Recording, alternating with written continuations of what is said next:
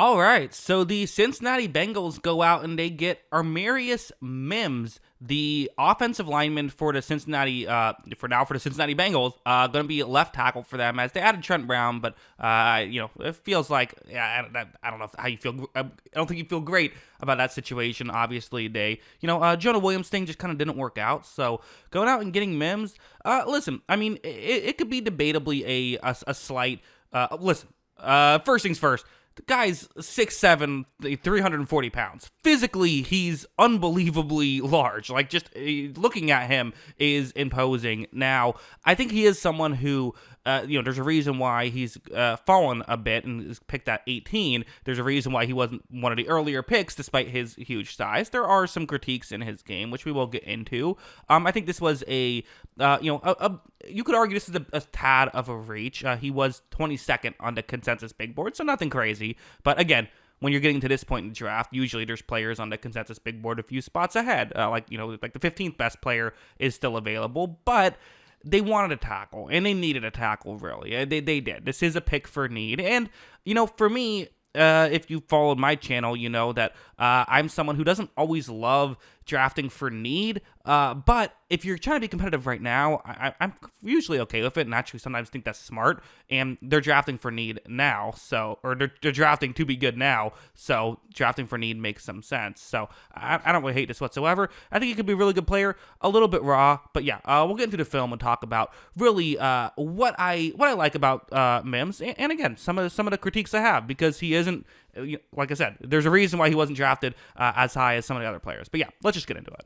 Let's start off with this play. So it's going to be a one-on-one block right here against the edge rusher, and let's see what happens. You're going to see the edge rusher sort of go towards the outside, and for someone like Mims, definitely what jumps out at you is just the incredible size. The very big player Mims is, 6'7", 340 is what he's listed at. So, for an edge rusher, a lot of times you might want to use speed because you're like, hey, probably not a guy I'm going to overpower.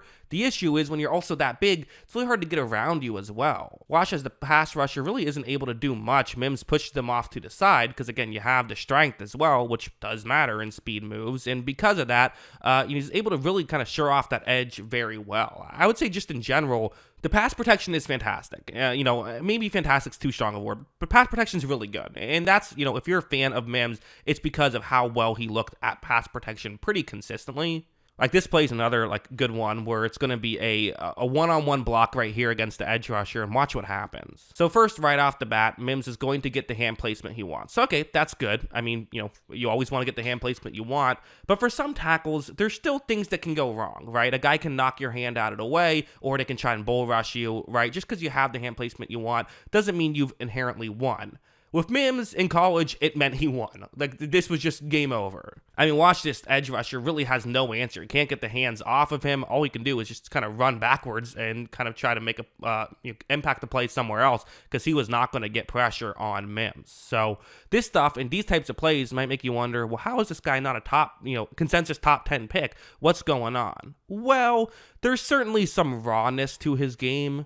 Like this play, for example, it's especially showed up in run blocking. Not the most nimble athlete out there at times, I thought. And this is a good example where it's a double team block, and then he's going to get up to the next level to block a linebacker. That's the way this play is designed to work. Well, when it begins, you see that right here. Okay, so far, so good, right? In I would say pretty good position to try and make this play work. However, then he kind of walks sideways, and that's not proper technique. That's not what you want to have happen here. He's not in a good position to make this block here. And as you see, it was a well-blocked play outside of that, but because of that, that's where the tackle was made. So never a good thing when the guy you're supposed to block is the guy who is able to make the tackle. It's never ideal. And that's kind of the concern. Although, again, I'm not saying he's a bad run blocker by any means. You would certainly see plays like this, where he's blocking an interior defensive lineman. That's the way this play is designed to work. Okay, well, let's see what happens. So, right here, interior defensive lineman kind of gets more towards the top of the screen, and Mims is going to say, hey,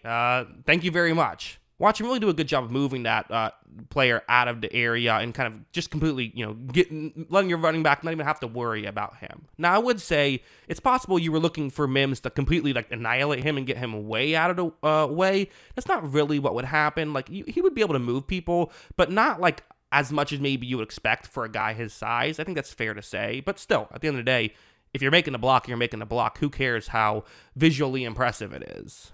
And I would still say he did a pretty good job, just like maybe not quite as good as you might have expected for a guy who is, his height and weight. But like this play is another one. It's once again going to be a one-on-one block with the edge rusher, and watch what happens. Again, he gets the hand placement he wants, and I should mention he doesn't always get the hand placement he wants. That's something that I could have found a clip for. I didn't on this video, but definitely there were times when he would kind of struggle with that, and I think that's why people feel he is a bit of a projection, as when he gets the hand placement he wants, he looks awesome, but he doesn't always do it. But let's see what happens when he does get the hand placement he wants. Again, completely finishing off this block. No way that player was going to get into the play. It just feels like every time he got the hand placement he wanted, he was winning, like consistently. You would never see him look to be in a good shape and then someone overpowered him or someone knocked his hand away after he already gets it latched on, any of that stuff. It's just sometimes I think he could have a little bit more urgency to his game a little bit, and I do think he is a bit of a raw player. A big part of how he wins is his size, which just won't always work at the NFL level. I think those things are fair to say, but the upside is still there. That, again, he has potentially the highest upside out of anyone in this draft class. If not that, he certainly has very high upside. And I still feel like I just don't really see this guy failing. Like, I know that, you could certainly talk yourself into this archetype failing of the big offensive lineman who doesn't have the technique fully down, and then they get to the NFL level and they can get pushed around because everyone at the NFL is a freak athlete. But I really don't see that happening with Mims. I think his, the technique he has is still good enough. I wouldn't be concerned about it, but there is room for growth there, which means you maybe get a steal with someone like him. So yeah, those are my thoughts. What are yours? Let me know in the comments below. Always love hearing from y'all, and of course, as always, thanks for watching. Hey, you made it to the end of the video. I appreciate that. If you want to see more videos like this, make sure you hit the subscribe button or just click on the channel itself. I will be covering every little detail about this draft, so, if there's anything you're interested in, I'm sure I have a video about it. Make sure you check that out. Also, if you like movies, make sure you check out my movie channel. The link is in the description for that. Have a lot of fun stuff on there, some movie reviews, some tier lists, stuff like that. And also, if you want to just hear more of my general thoughts, follow me on Twitter or X, whatever the hell you want to call it. Link is in the description for that as well. And once again, thanks for watching. I do appreciate it.